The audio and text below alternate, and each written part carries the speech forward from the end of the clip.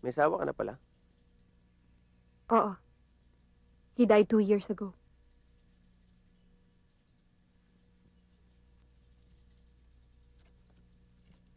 Ang cute ng anak mo, ah. Sa St. Francis pala siya nag-aaral. Oo. Di ba sa St. Francis sumabog yung kinamatay ng pamilya ni Congressman Pinlac? May natatandaan ka ba sa nangyari? Wala akong alam sa pangyayaring yun. Wala naman akong sinabi may kinalaman ka. Nagtatanong lang ako baka natatandaan mo yon. Ewan. Wala. Magulo ng araw na yun eh. Ang anak mo, nasan? Nasa lolo niya. Kay General Banyares. Oo. Siya nga pala. Tungkol saan yung interview mo kay Carlos Alejo? Buhay niya sa bilangguan. Bakit si Carlos Alejo? Isang maximum security prisoner. Bakit siya? Relevant siya ngayon dahil sa mga bombings na nangyayari. Oh, Sorry pero sandali. Isang tanong na lang. Isa lang. Tataka lang kasi ako sa coincidence.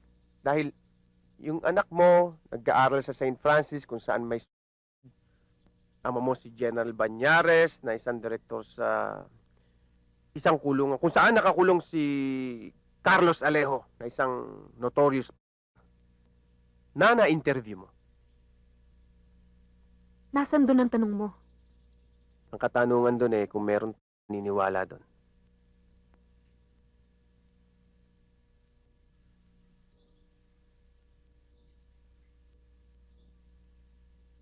Talaga palang napakaganda mo. Wala ka na bang sasabihin sa akin? May maipaglilingkod pa ba ako sa'yo, sir? Eh, ma'am, marami ka may paglilingkod sa akin. Kaya lang, sa tingin ko hindi mo may bibigay sa akin. At may mga girlfriends ako. Mga selosa yun. Next time.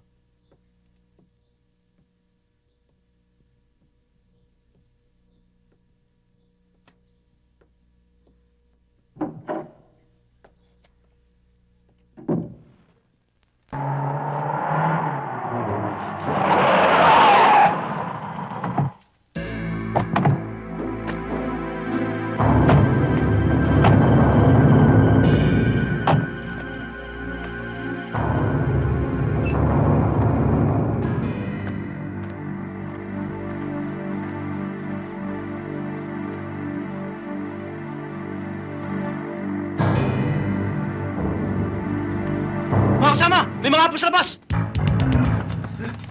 Dali! Isa niyo!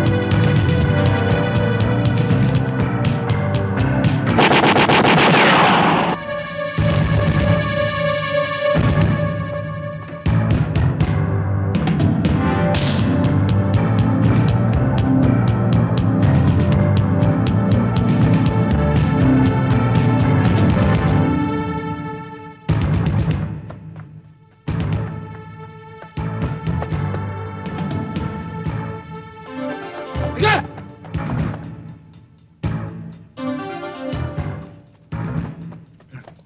Tama mo yan!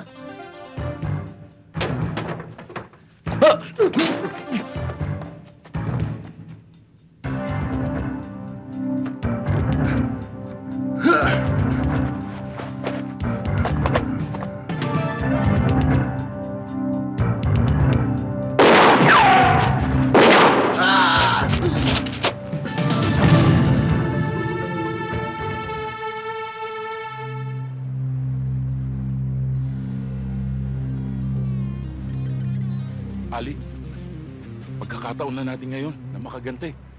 Ali, meron tayong kasunduan. Wala akong pakialam sa kasunduan.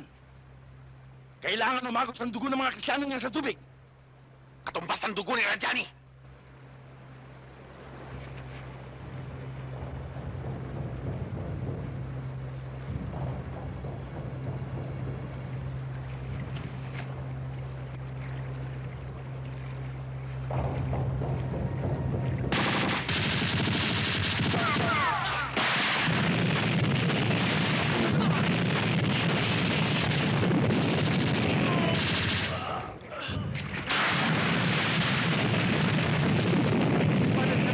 Copy, we need reinforcement. Nababala pa kami. Grid coordinate, 314.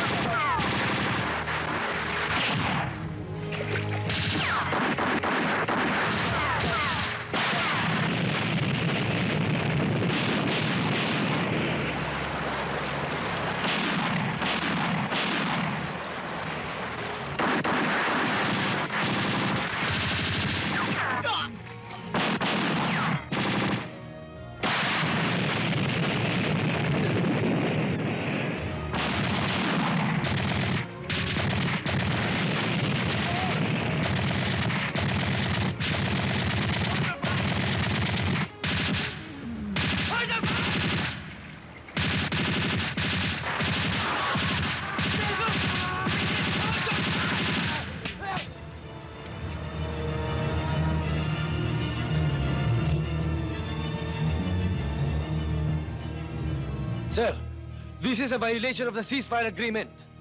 I would like to ask permission to conduct a combat patrol along our perimeter defense para hindi na maulit ang ganitong pangyayari. All right, Lieutenant. I'll give you full authority. But always remember that you're only on the defensive position.